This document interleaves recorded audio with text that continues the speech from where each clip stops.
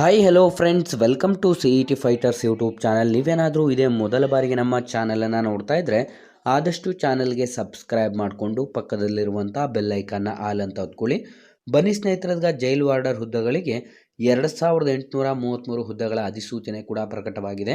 ವಿಡಿಯೋದಲ್ಲಿ ಕಂಪ್ಲೀಟ್ ಆಗಿ ನೋಟಿಫಿಕೇಶನ್ ಮುಖಾಂತರ ಮಾಹಿತಿಯನ್ನು ತಿಳಿಸ್ಕೊಡ್ತೀನಿ. ಆದಷ್ಟು ವಿಡಿಯೋನ ಸ್ಕಿಪ್ ಮಾಡದೆ ಕೊನೆವರೆಗೂ ನೋಡಿ ಹಾಗೂ ಈ ಒಂದು ವಿಡಿಯೋನ ನಿಮ್ಮ ಎಲ್ಲ ಸ್ನೇಹಿತರೊಂದಿಗೆ ಶೇರ್ ಮಾಡಿ.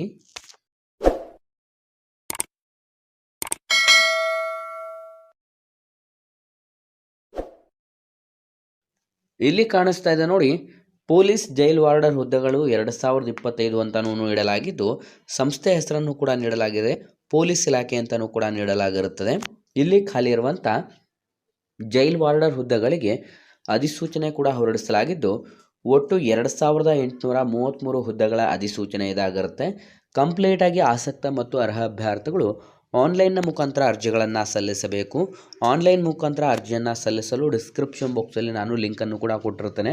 ಕ್ಲಿಕ್ ಮಾಡಿ ಅಧಿಸೂಚನೆಗೆ ಅರ್ಜಿಗಳನ್ನು ಸಲ್ಲಿಸಿ.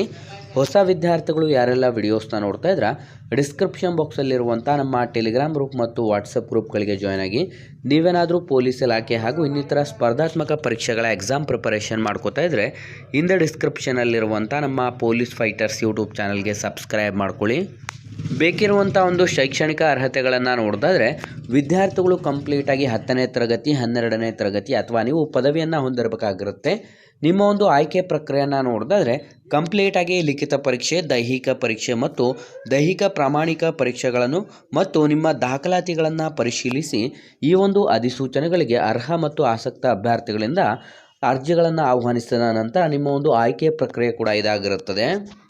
ಹಾಗಾಗಿ ಈ ಒಂದು ಅಧಿಸೂಚನೆಗಳಿಗೆ ಅರ್ಜಿಯನ್ನು ಸಲ್ಲಿಸಲು ಬೇಕಿರುವಂಥ ವಯಸ್ಸಿನ ಮಿತಿ ಕನಿಷ್ಠ 18 ವರ್ಷದಿಂದ ಗರಿಷ್ಠ 33 ವರ್ಷದ ಒಳಗಡೆ ಇರಬೇಕಾಗುತ್ತೆ.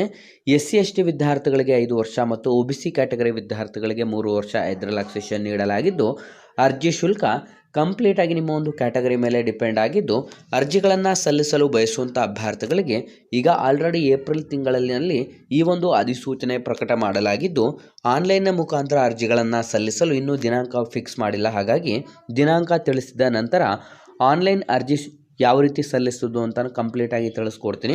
ಹಾಗಾಗಿ ಯಾರೆಲ್ಲ ಆಸಕ್ತ ಅಭ್ಯರ್ಥಿಗಳು ವಿಡಿಯೋಸ್ನ ನೋಡ್ತಾ ಇದ್ರೆ ಇದೊಂದು ಕಂಪ್ಲೀಟಾಗಿ ಜೈಲ್ ವಾರ್ಡರ್ ಹುದ್ದೆಗಳ ಅಧಿಸೂಚನೆ ಆಗಿರುತ್ತೆ.